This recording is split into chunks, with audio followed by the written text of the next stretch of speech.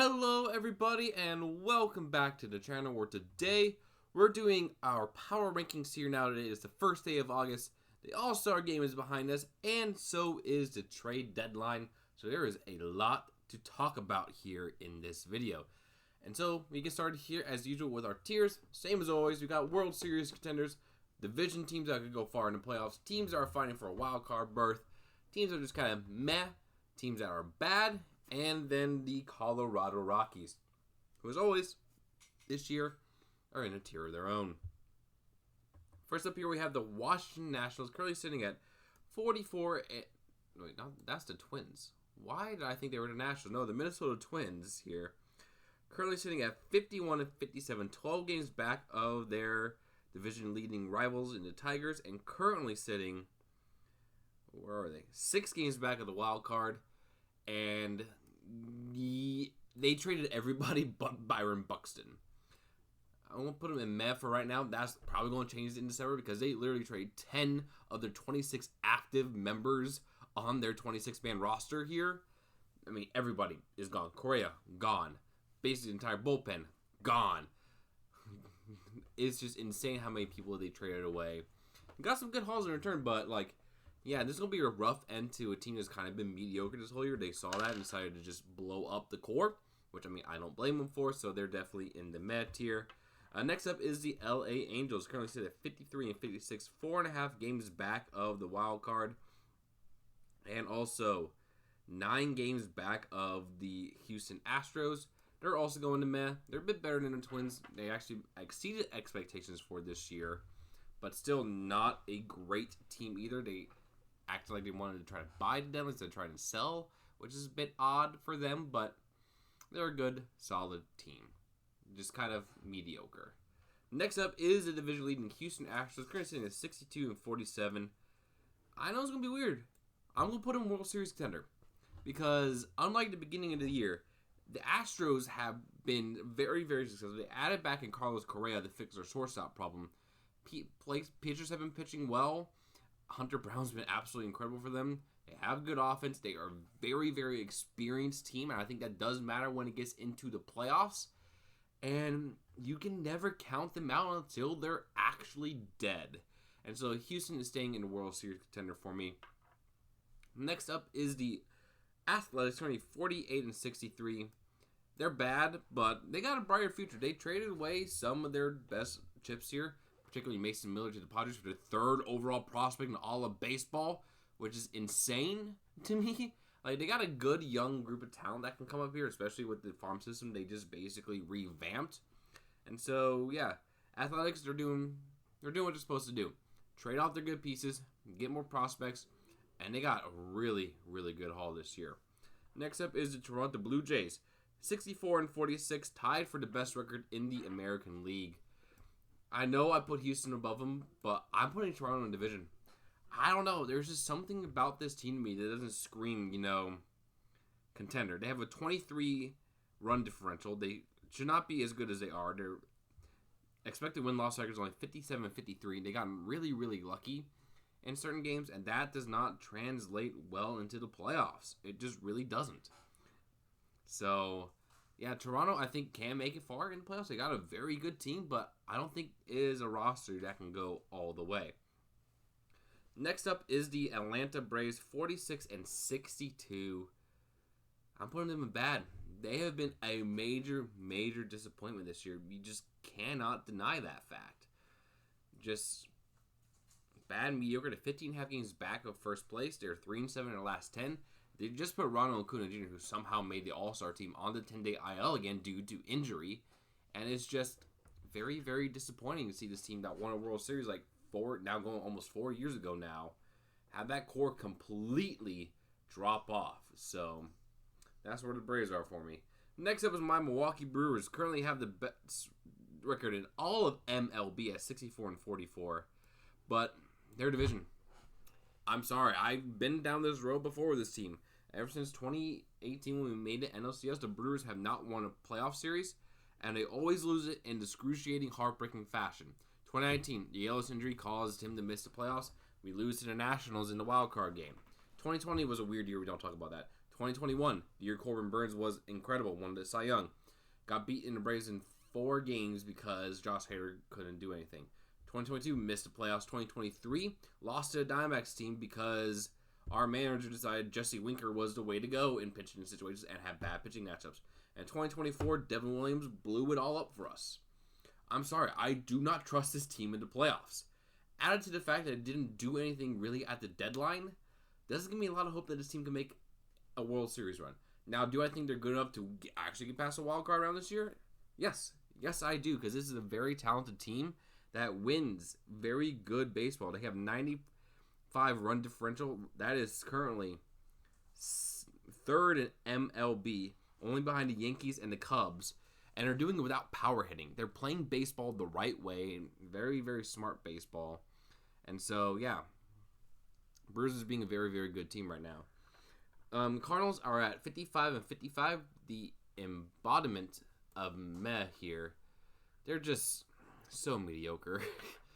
Looks like the Cardinals' devil magic has finally run out. They're 10 games back of the Brewers here. They are also 5.5 games back of the last wild card spot. It's just, yeah, nothing else you can really say about them. They're just very, very meh. Next up we have is the Cubs.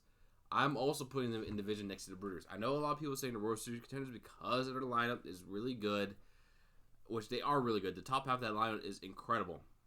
My thing with the Cubs is their pitching, which they're trying to fix here, and their bullpen management. I know the Craig Counsell playoff experience better than anybody. It is not that great. Let me just tell you that.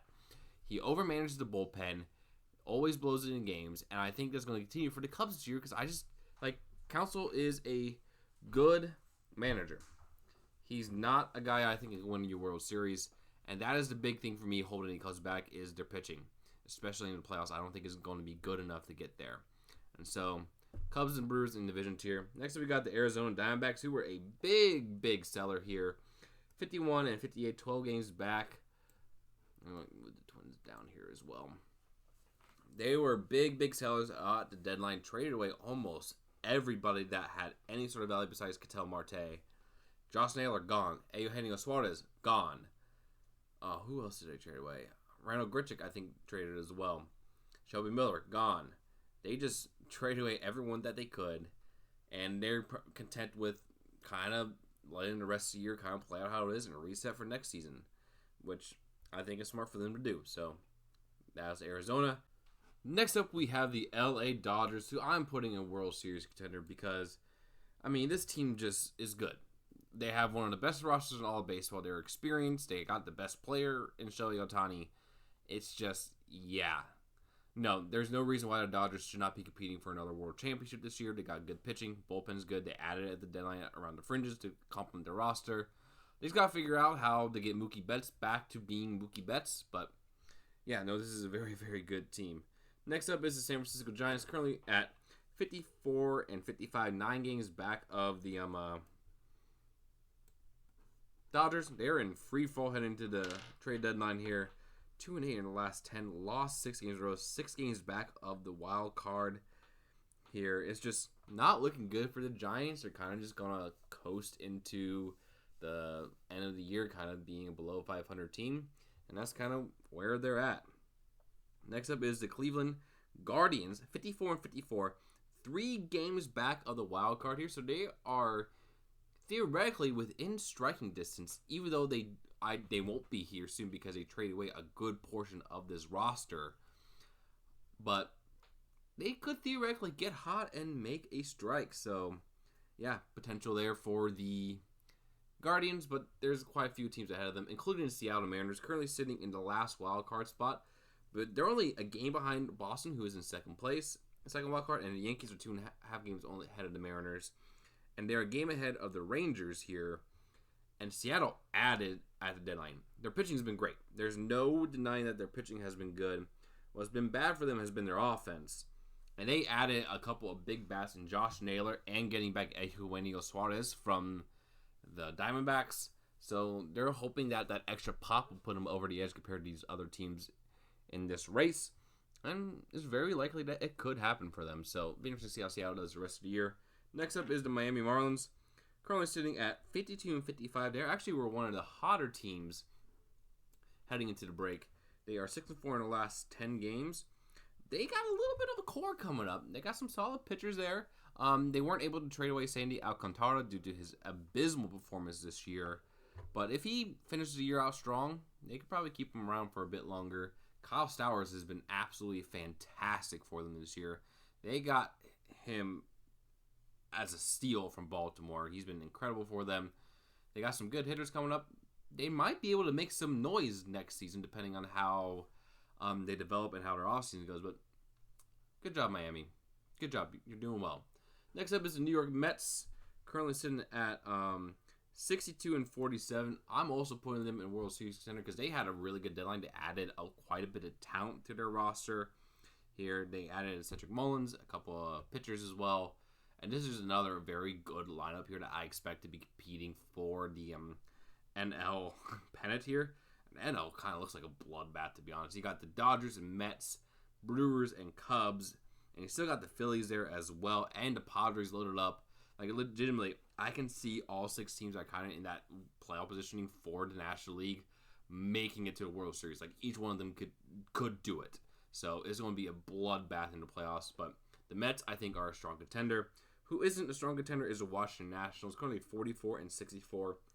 15 and a half games out with a wild card. They're just not good type thing. But they're just hoping that these young prospects that they got, they keep developing. I mean, James Wood has been absolutely awesome. And that's the guy you can build around. But will this new management do it? I don't know. Next up is the Baltimore Orioles, 50-59. Very disappointing year for Baltimore. They traded away their only all-star, Ryan O'Hearn. They still got remnants of that young, promising core. But it's just been bad. Pitching has been bad this year, man. They're just not a very, very good team at all. So that's where they are. Next up is the San Diego Padres, currently at 60-49. That is good for the third wild card spot in the National League. The thing is, though, they added a bunch of talent. They added in I believe they added Ryan O'Hearn. They added Mason Miller. They traded away basically their entire farm system to make this run here, which I don't know if that's a smart thing because this team is a team going to fall off in a year or two. And you much rather have those prospects than not, but hey, Preller's going all in. I doubt it's going to work, but this is a team that is experienced and can do some damage, my man. They can do some damage in there in the playoffs. Next up is Philly, 61-47. They currently have the second wild card spot here. They're battling with the Mets for playoff positioning. They added at the deadline with Dave Dombrowski there. Very experienced, very veteran team. But also kind of like with the Padres, where this is kind of like maybe the last chance, maybe 1 or 2 more years that this core can keep pushing. So they got to make some noise this year, and they definitely have the power to do it, but I don't know if I quite see that for them. Next up is Pittsburgh, 47-62. They're bad. They traded stuff at the deadline. They're bad. They were wasting Paul Skeens. They're bad. Isaiah Kiner-Falefa is their starting shortstop. They're bad. They're just is painful to be a Pirates fan. Let's just go with that statement. Next up is the Texas Rangers, who added quite a bit at the deadline, added some starting pitching here to try to catch up in the wild card standings here. Currently, they're 1 game back of Seattle and 2 games back of Boston. The AL wild card is going to be very, very fascinating to keep an eye out on because they're all very, very tight with each other. And there's like 4 teams there that are fighting for that positioning. So, yeah, good job there, Texas, adding it to deadline. Next up is Tampa Bay, currently sitting at 54-56. They're another one of these teams just kind of meh, a little bit lower here, not exciting trade deadline. Just trying to develop their prospects and keep competing for games, maybe to get back in the position. They're only 4 games back, but probably is not going to happen for them. Next up is Boston, who are in the wild card hunt as well. Currently sitting a game up on Seattle. They're currently 59-51. A game and a half back of the Yankees for the top wild card spot. So they're just playing some solid baseball. That's all I can really say. Next up is the Reds, currently sitting at 57-53. Currently 3.5 games back of the Padres. They're another team just fighting for a wild card spot. But unlike the American League, there is a bit more of a gap in talent, even with the additions that they made here at the trade deadline. That I don't know. I don't know if it was smart for Cincinnati to do that, but they did it anyways. So that's where they're at. Next up is Colorado. They get their own tier because they are only at 28 wins on the year. We played 108 games. That is really, really, really bad. Even the White Sox have 12 more wins than them. That's how bad they are. That's how bad Colorado. That's even with Colorado going 4-6 in their last few games. That's embarrassing. Very embarrassing. Next up is the Kansas City Royals, 54-55. No one of those teams is kind of meh, just kind of hanging around, trying to see if they make a run for it. 3.5 games back of the wild card there. I don't know. They have it this year. I mean, pitching's been all right. Hitting's been all right. Just kind of a very mediocre team. Next up is Detroit Tigers. 64-46. Tied for the best record in the American League. They're up here in World Series contender. I still believe in this team, even though they had a bit of a rough stretch here after the All-Star game. I think this team is going to figure it out. They got the pitching. They got the hitting. They got the bullpen. And I think this is a team that can make a very deep run into playoffs because of those things. And they have a little bit of playoff experience as well, making a run last year. So the Tigers up there in World Series. White Sox, they're no longer in the tier with the Rockies. They actually play some pretty solid baseball coming out of All-Star break 6-4. They got some of their young prospects kind of starting to show some signs of life. And yeah, I think that the White Sox are maybe see a tiny bit of light at the end of the tunnel. And next up is the Yankees, who I'm going to put in Division 2 because they're the Yankees. They always have a solid playoff roster. They always have good playoff things going on for them. So they're going to be there make a deep run. So yeah, this is my tier list here. In World Series Center, I got the Astros, Dodgers, Tigers, and Mets. Division, I got the Brewers, Cubs, Blue Jays, Yankees. Wild card is the Phillies, Padres, Red Sox, Mariners, Rangers, Reds, and Guardians. Met, I have the Cardinals, Royals, Giants, Rays, Marlins, and Angels. Bad, I had the Twins, Diamondbacks, Orioles, A's, Pirates, Braves, Nationals, and White Sox. And then a tier of their own is the Colorado Rockies. If you guys enjoyed the content, please like, comment, and subscribe. And I'll see you in the next one. Peace.